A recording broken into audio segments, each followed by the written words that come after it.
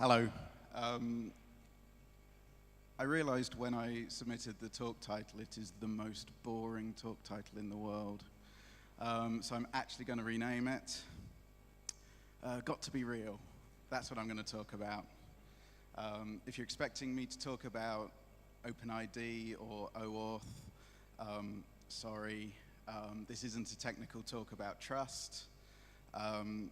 These words have been co-opted to be technical specifications, but they don't really work like that in the real world. Trust isn't binary. Trust grows over time. And as humans, we are trusting creatures, and that's a very good thing for humanity. We're also very good at smelling rats. Not sure if that idiom works here. We'll see. So this was just a restaurant review on a blog in London.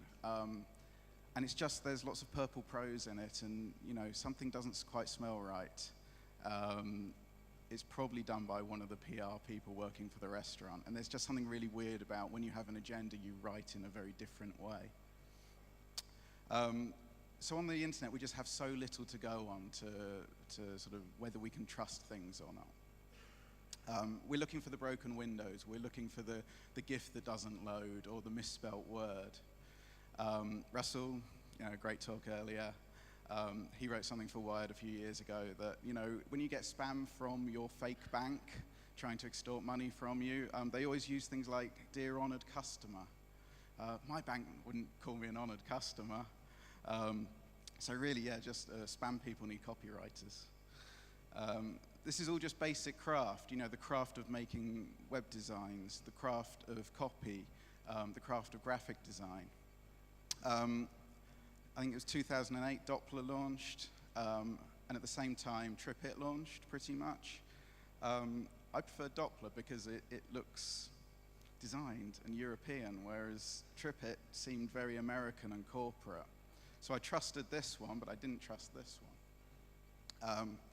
And so there's just this basic craft. You might think that Google has always looked like this. This is from 1999. But this is how Google launched. It tried to look like Alta Vista, which was then the leading search engine. If you've been to America, you'll have encountered this website. It's not very trustworthy. It looks like it was designed on paper, probably.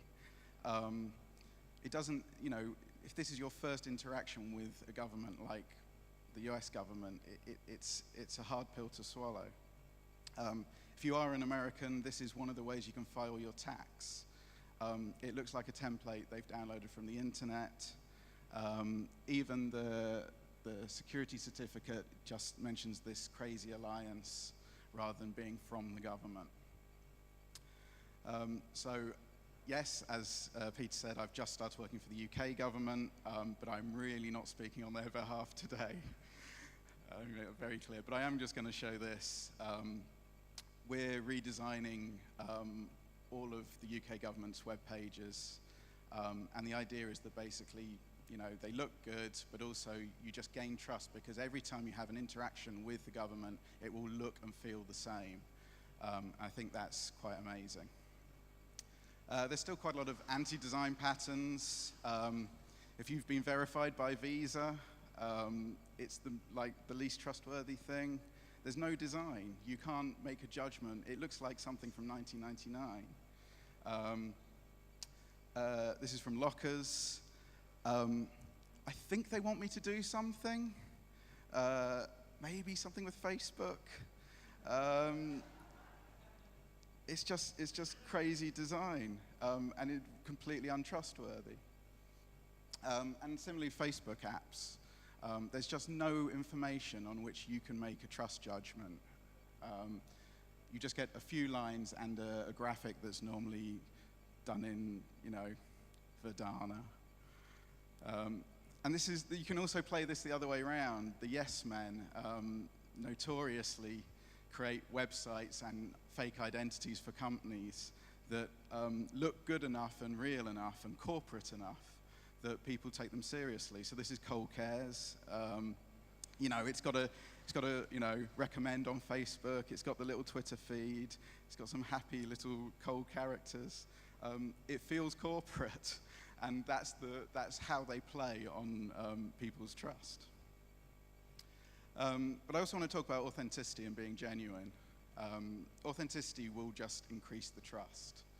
And it can come from many things, but I'm going to concentrate on three: the product itself, provenance, and people. So the product. Brompton, great bikes made in London. It's quite easy to tell a good story when you've got a physical product.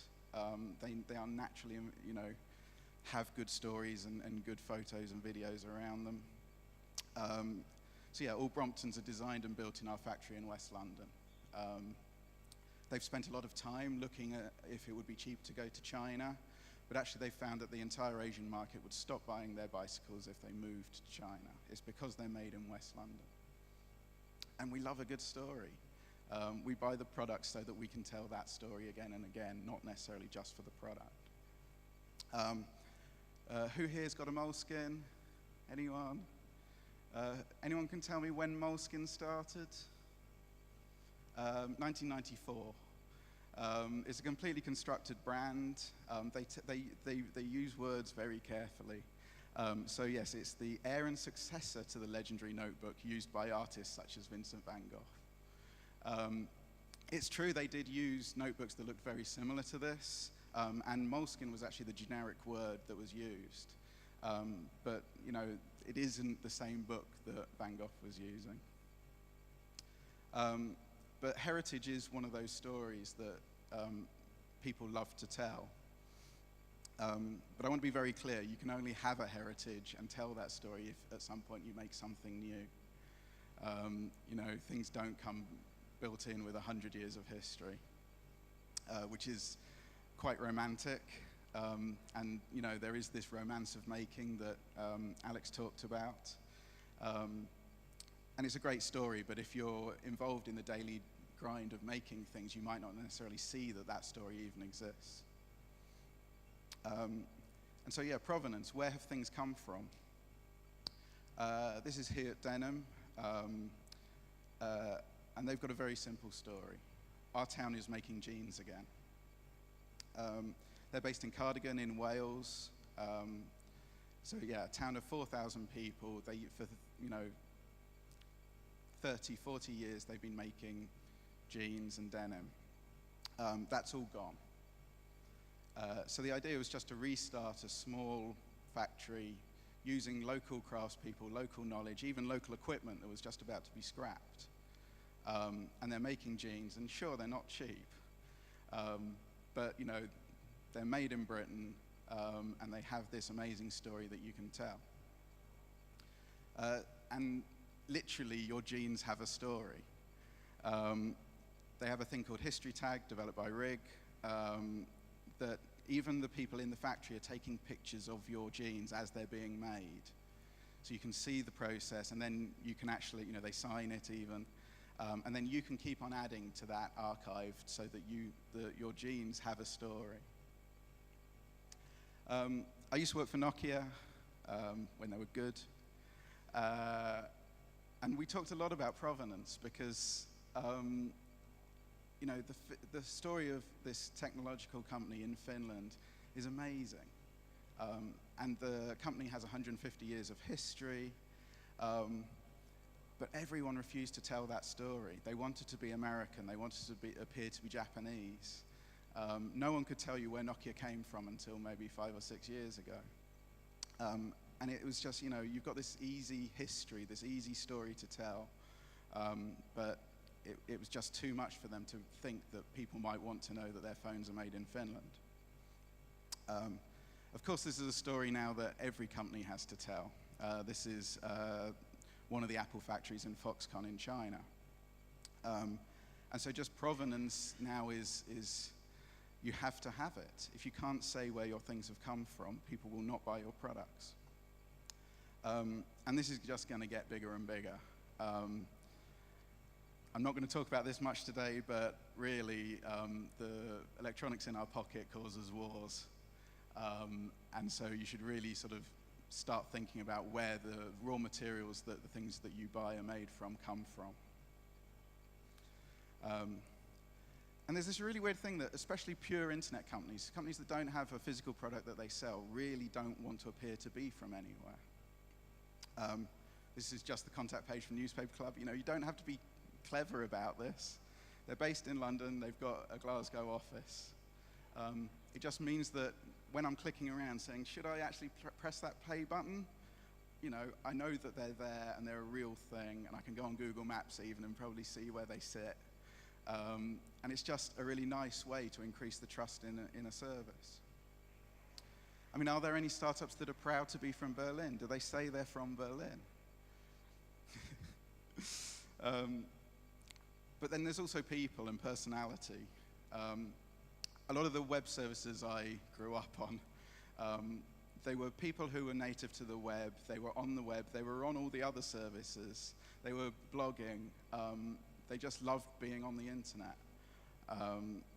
And they built the things that they wanted, and that's why they were good. They were really proud.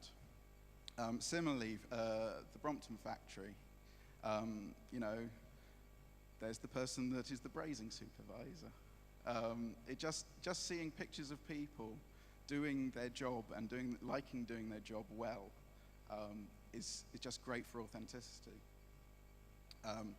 This is Northrop Grumman, who make drones. They've got a Flickr group, yay!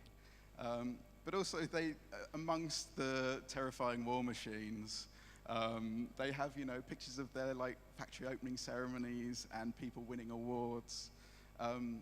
It's just sort of there are actually people in these corporations.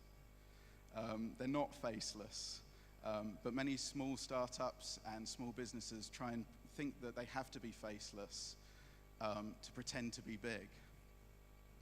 I'm really interested in places where the traditional design, the graphic design, the interaction design is stripped away. So eBay, no matter who you are or what you're selling, you have a pretty similar page. And there was, lots of fraud at the very beginning of eBay, still is, I think. But they established some very technical and very sort of, I guess, programmer-esque ways of dealing with trust. So you have the whole rating system, you have feedback from people. I've bought from them, A++, would recommend. And you get the same on Kickstarter. It's this weird thing where everyone has the same graphic design. And it's seemingly quite easy these days to make a pretty video that makes people believe that you are good at what you say you do. This is Diaspora in 2010 that was trying to rebuild Facebook as an open source thing. Got a lot of press, got a lot of money. There was some code, but nothing much happened. And you just, the comments are full of people saying I'm disappointed, never received anything, didn't get my free t-shirt, didn't get anything. And this is happening quite a lot on Kickstarter. Just people that either aren't used to the demand, have never made these things before, are doing things that are outside their knowledge. And yeah, Pebble is a great example. I saw this, someone sent it to me, I was like, oh, this looks interesting, but I was really cagey about it. I know that making e-paper is hard, making watches is really hard. So I hovered over the buy button for quite a while. But there were two things that made me go, right, this is fine. Tells you where they're at, exactly. They've got a real working prototype, brilliant. They tell you exactly what they're going to use the money for. And then just who it's by. They've done this before. They've made something for BlackBerry. Making products is really hard. And they've done it, and it's a good team. So immediately I spent my $100, and at some point, hopefully this year, I will get a watch. So it's this idea of companies companying. The best story you have is just what you do, and the fact that you're doing it all the time. And it can be really simple. This is from Basecamp. It basically says that millions of people have not been fired for using Basecamp. It's fine. You can use this software, and it's not made by IBM, but that's fine.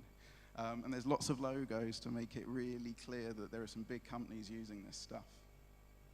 And they show customers, real people in real places using the software to do real things. But there are other ways of doing it. This is, Russell just pointed me at this.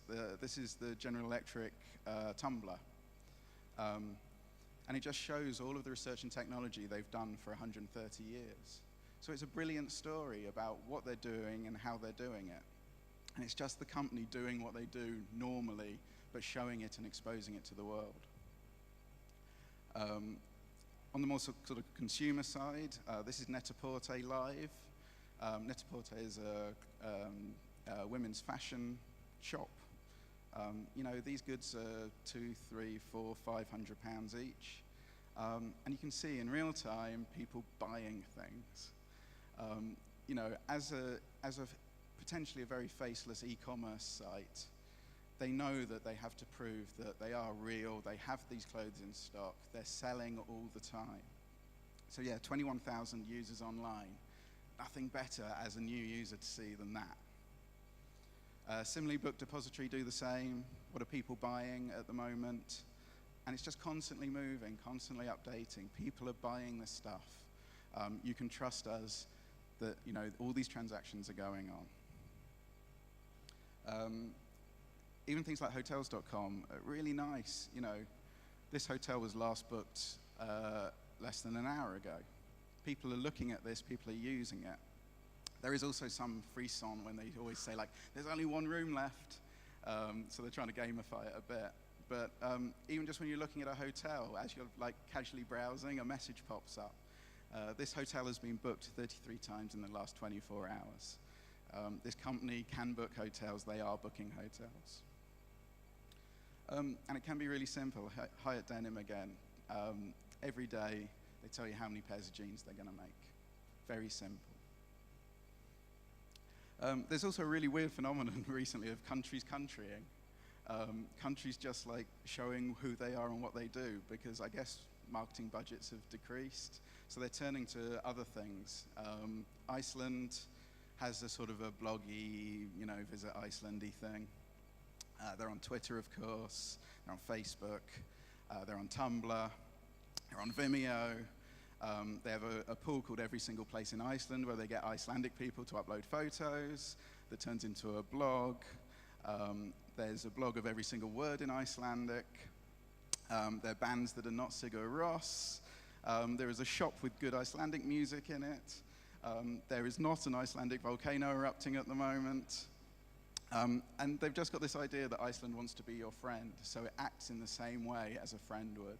They're on all the services, they're talking in a slightly hackneyed Icelandic English, but they're trying to be real, and it's just, a really small team of people making stuff that does so much more than just a generic tourist website would. Sweden's going in deeper. They have a project called This Is at Sweden. Every week they choose a popular or not that popular Twitter person who normally speaks in Swedish, is Swedish, and they give them 7 days and they can do whatever they like. This is the current Sweden. She's a comic book illustrator, and she revealed that she's also a sex phone line worker as well. They have all kinds of people. They show, daily life, and they have lots of people asking, how does this work in Sweden, or for travel advice, and these people just reply constantly. This was weird this morning. Sweden was talking to New Zealand and back again. So yeah, New Zealand have picked up on this because it's really cheap.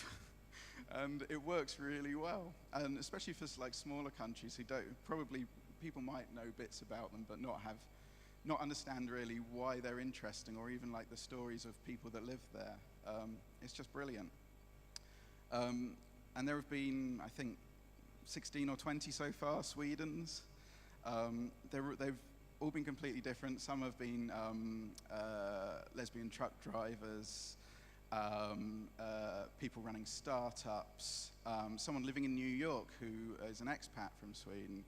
And it's just brilliant. And they just get so many people involved and talking about not just Sweden as a country to visit, but Sweden as almost an idea. And so just this idea that things like Twitter can be a different way to talk with people. Lots of companies now have a Twitter feed. What's brilliant is that they're often just set up by someone in the company. This has now been a bit corporatized. I haven't seen this for a month or two. But First Great Western, the notoriously worst train company in Britain, and it used to just be run by one person, and she'd have conversations with people. And what's really weird is you get people with rhetorical anger. So they're saying, why isn't my train here? It says it was going to be here. What's happening? And then she replies, and it's really nice. And they're like, oh, okay, thank you for that. First Direct, brilliant bank in Britain, do very similar things, and you can tell that there are different people writing these things, but they don't really personalize it. I don't know who PR is. I don't know who MT is. So again, it suddenly becomes very faceless. This is Aviva, an insurance company. This is Dave and Marv, and they run the support line, and it's just brilliant. You can't be an arsehole when you can picture who you're talking to. So suddenly, all of this anger and frustration that the company hasn't done what you wanted. When you know that there's Marv sitting there going, I'm really sorry, it just changes everything. And I think what's really important is that most of these were set up by one person, but now they've had to grow just to deal with all the people that realize it's there. And certainly I've seen a lot of American companies, they've grown their sort of Twitter customer support. I think it's actually kind of become official and part of the standard customer support thing, which means that they'll take 2 days to get back to you. It's someone in India probably. There's no name. You don't really think that your query's been dealt with, and that really loses the essence of why something like Twitter's great for this. But can we go even further? Love Douglas Rushkoff. He just wrote a blog post pretty much about how you can't tell fiction anymore. A lot of marketing and advertising for the last 40 years has been fiction about how these very industrial products have been to try and sell you these industrial products. But he says just like, are you proud of what's going on inside your company? And again, I'm not talking on behalf of my employer, but most of our code is on GitHub, and you can actually go and download it and even help us write things if you really want. It's just that kind of incredible openness that people wouldn't expect from a company, let alone a government. And there's just this story that's been nagging me since the year 2000. Jack Nasser, who was president of Ford for about a year, he had this idea, let's give every employee a computer with internet access. And at the time, that was really radical. He just thought that because everything is going to happen on the internet, these people need to know about the internet, how it works, and eventually, everyone can talk to the customers directly. And unfortunately, he only got a year, and all of Wall Street railed against him doing this and said it was terrible. And it was a bit early as well. If it had happened when Twitter was starting, I think Ford would be a very different company now. Because honestly, all companies are full of experts, and they think really hard about what they're doing all the time. And so there's no one better to talk about that than those people themselves. But of course, you need happy employees to do that. If you're sacking everyone, maybe not a good idea to let them all loose on Twitter. And really, there will be lots of mistakes as companies open up and use things like Twitter and Facebook in these ways, and you can't sack people for saying something a bit stupid. I'll finish with another Rushkoff quote. He just says, every company does social media. You can have your dedicated social media person chasing down customer complaints, but your real social media strategy is how are the people who work at your company and are the people who buy from your company and people who supply your company. How are they talking about you? And that leads to just this radical personal authenticity that startups often have and sometimes project into the world. But I think that can really scale to the largest of companies these days. Thank you very much.